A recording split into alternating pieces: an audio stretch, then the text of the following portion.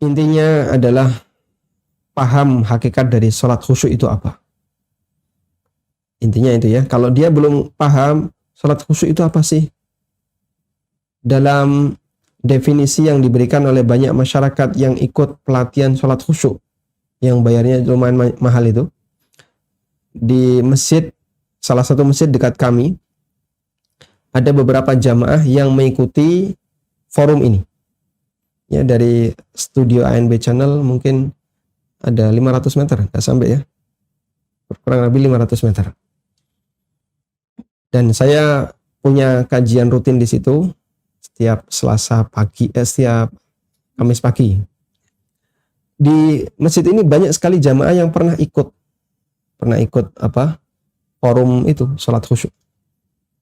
Nah, dulu waktu masih aktif, saya sempat bertanya, khusyuk dalam sholat itu gimana sih Pak? Masih aktif mereka ikut kajian itu ya, ikut workshop itu. Jadi masih hangat ilmunya. Ternyata beda-beda jawabannya. Beda-beda jawabannya. Ada yang, ya saya bayangin seolah-olah saya itu di depan Ka'bah. Saya bayangin seperti saya itu berada di mana? Di di atas langit, gitu ya. Saya seperti berada di luar angkasa, sehingga lihat bintang-bintang gemerlapan. Ada yang saya bayangin seperti di depan saya itu ada kain putih, serba putih. Loh, ini kok malah bayang-bayangin yang aneh-aneh gitu ya. Ini bayangan A, ini membayangkan B, ini membayangkan C. Inikah yang disebut khusyuk? Membayangkan. Inikah yang disebut khusyuk? Nah, akhirnya saya sendiri juga penasaran yang waktu itu belum belajar hakikat sholat khusyuk itu kayak gimana sih. Kemudian setelah kita paham, hakikatnya adalah fokus terhadap apa yang dilakukan dalam sholat, baik gerakan maupun bacaan.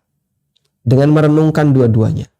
Menyesuaikan sunnah Nabi SAW ketika bergerak, dan memilih bacaan yang diajarkan Nabi SAW, serta menyelami maknanya.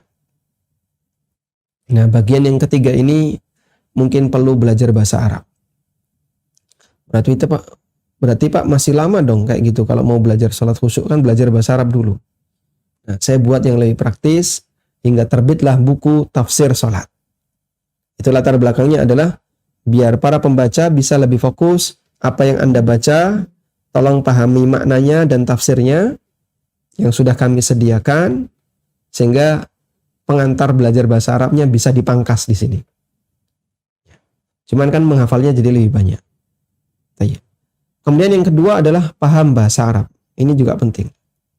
Pada saat Anda mendengar Al-Quran, Anda baca atau dibaca oleh imam.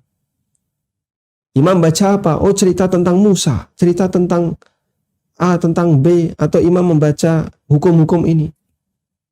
Kita mendengarkan sambil memahami apa yang dibaca oleh imam.